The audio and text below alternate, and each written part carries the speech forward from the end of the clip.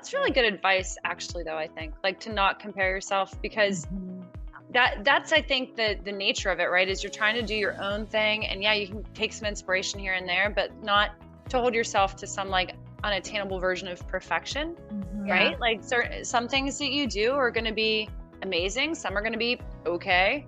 There might be a couple clunkers in there. Like, let's get real.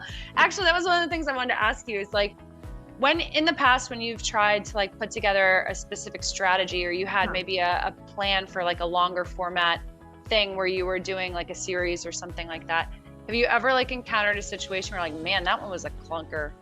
And you're like, what do I do? No, do I keep going? Do I change course?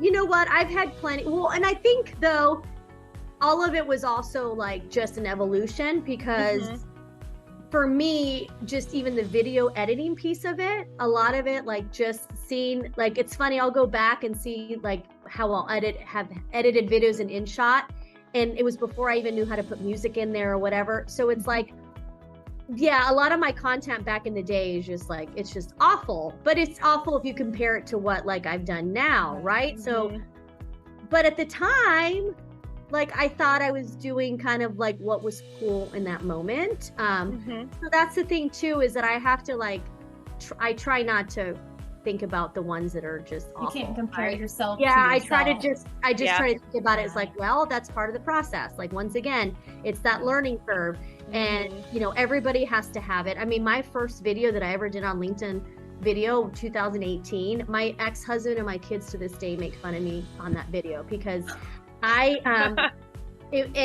the person that like motivated me to do was Sarah Rodriguez, who was the NARAB national president. You know, she's in the DMV area. I know her pretty well, and and it was something for NARAB, and she's like, just do it. I'm like, fine. But like the angle, my hair was like, it was just so awkward. I wasn't really me. And my ex is on LinkedIn, and we're connected. And I remember I went to my ex's that day to pick up the kids or do something. And I walked in, and they're like, hey, Mom.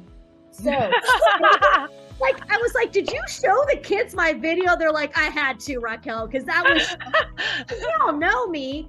And that was my very first LinkedIn video. And you know what? I wish I had it.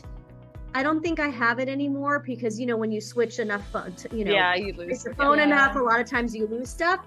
But I did do a video on LinkedIn, I want to say maybe a couple years ago, of like, I try to do as many of the like previous videos and kind of do like a sequence to see how I got better, just to show people like, hey, you're gonna start somewhere. And even someone like myself, who people think is such a natural in front of the camera, everyone's like, you're such a natural. I'm like, yeah, I wasn't always a natural. So I did that on purpose. But gosh, I wish I could find that video, because